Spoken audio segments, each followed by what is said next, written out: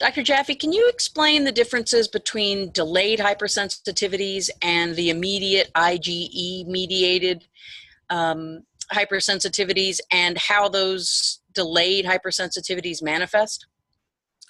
It's been about a half a century that we've begun to understand immune reactions. So if you go back to my early days in science, we knew that there were immediate reactions. These were reactions that immediately after exposure, immediately after the bee sting, immediately after taking a bite from the strawberry or whatever the inciting food or chemical was, the person would get hives, bumps, itchy bumps, anaphylaxis, which means low blood pressure, or shock. So there are times when the immediate reactions occur within seconds and can be life-threatening, and you want an epinephrine pen to bring them back. That's type 1. That's the immediate. Then there are 3 kinds of delayed reactions.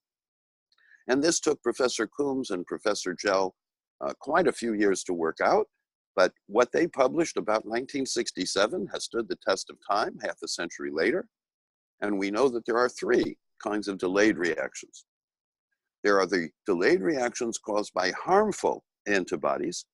These are B-cell sourced, complement-fixing, symptom-provoking antibodies, and they provoke reactions that are hours to days after exposure. So history is not helpful with regard to delayed hypersensitivities. And I'm going to go through the 3 categories, and then I'm going to come back and say what kinds of symptoms would be associated with each category. So there's type 2 reactions.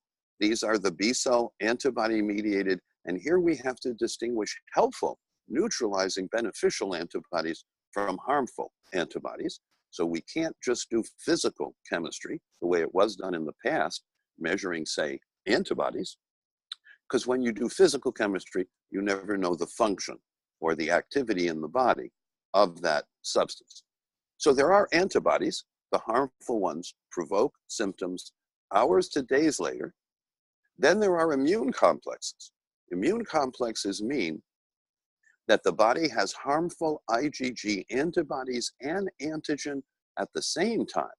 So imagine you have a meal, and from the digestive remnants of that meal, delayed allergies are provoked because digestive remnants, as foreign invaders, get through the wall of the intestine, into the lymphatic circulation, into the systemic circulation, and hours to days later, provoke a reaction if the body had a complement-fixing IgG antibody, and then the body knows how harmful that can be, because that can cause vasculitis, that can cause all sorts of damage to blood vessels.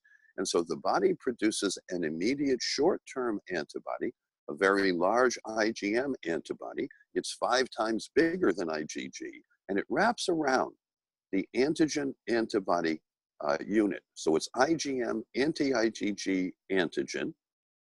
That's the abbreviation for the type 3 immune complex reactions.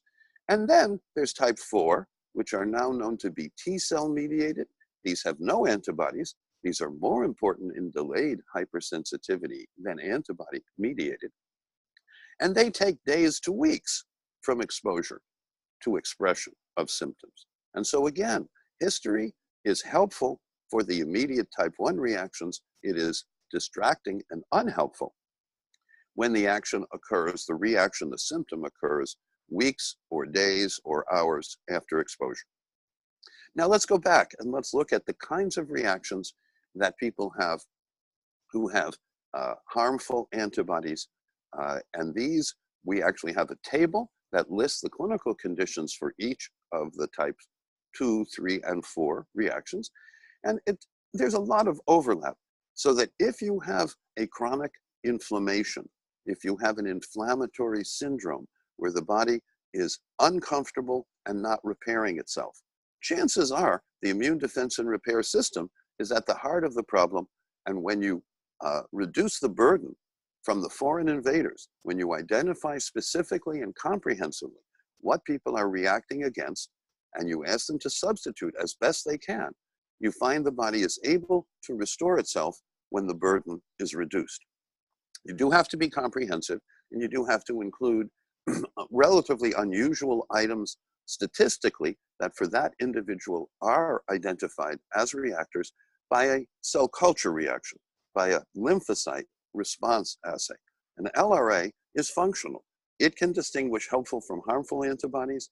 It can distinguish IgM immune complexes from other IgM. It can distinguish T cells because the lymphocytes are T cells, the lymphocytes are B cells. The lymphocytes make the antibodies, whether they be IgM, IgG, or others. And so the immune defense and repair system is clearly at the center of the cause of chronic, degenerative, autoimmune, and inflammatory illnesses. Some of these are antibody-mediated, and there you more typically get what's called serum sickness or Arthus reactions. People are fatigable, irritable, they don't get restorative sleep, they don't quite know what's wrong, but they know something is definitely not right. And they often go from one doctor to another who focuses on one particular part of the body, finding some problem in that particular area of the body, forgetting about the systemic nature of the immune defense and repair system. Then there are folks who are really aware of the immune defense and repair system having such an important role systemically in repair, in defense, in having a finite but large capacity, which is often overwhelmed by the combination of nutritional deprivations, toxic load, and the immune burdens that the 21st century is so accomplished at delivering as challenges to people. So it used to be that people ate whole foods, digested them properly, except for rare conditions. Today, maldigestion, dysbiosis, small bowel overgrowth syndrome, SIBO, leaky gut wall enteropathy, loss of digestive competence. These are all so common in clinical practice today that many colleagues accept that that's just the way it is, that people's microbiomes are attacking their metabolome, that their digestion is only partially producing good quality nutrients and very often producing immune reactive remnants that can either provoke antibody or immune complex or T cell reactions. Now, the T cell reactions are important because they do not require antibodies. These are direct lymphocytes of the T class that react against foreign invaders. They are more important in delayed hypersensitivities. This would be things like Schwartzman reactions, reactions that occur weeks after exposure, because first the T cells have to see a problem, then they have to manifest inside their communication system, a very elegant communication system, to proliferate and hone in on the places that need repair. So what we see as inflammation is really a repair deficit in the body. What we see as the body attacking itself is really a problem that can be addressed by identifying which of the possible foods, chemicals, medicines, or toxins that the person's exposed to might they personally and individually react against. And there you need a cell culture. A lymphocyte response assay is able to obtain information about B cell, immune complex, and T cell reactions. This can be done very efficiently. A single ounce of blood can be sent overnight to our lab. We can do hundreds of cell cultures with less than 3% variance on blind split samples. So the lab is very precise, reproducible, and clinically, we get results that are unprecedented because the technology is unprecedented. It's more comprehensive, it's more fundamental. It measures harmful antibodies, it measures immune complexes and T cell reactions, all in a single autologous mixed cell culture. Autologous means we use the individual's plasma and all of their cells other than the red cells, because that's how reactions happen in the body.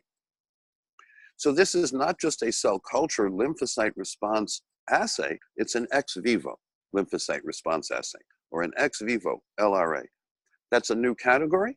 We've been at it for over 3 decades, but we're just getting started. And I would say from what I'm hearing from academic and scientific colleagues, that we have become the gold standard in lymphocyte response assay testing, and we want to maintain that quality and continue that lead in the future. So delayed allergies are challenging in medicine because it's not one food that causes one specific kind of problem. There were people at one time who said that nightshades were the cause of arthritis and cow's milk was the cause of asthma, etc. We don't find that to be the case. We find people to be individuals. We find what they react to be more than a few common items. And yes, you can have people avoid common items, but you won't break the cycle of delayed hypersensitivity until you more comprehensively and more efficiently and functionally distinguish what for them is the burden or the load that is impairing their immune defense and repair system, and shift it back into high repair mode so that you can go into remission from chronic degenerative autoimmune and inflammatory conditions and maintain that remission indefinitely as long as you maintain a healthier lifestyle.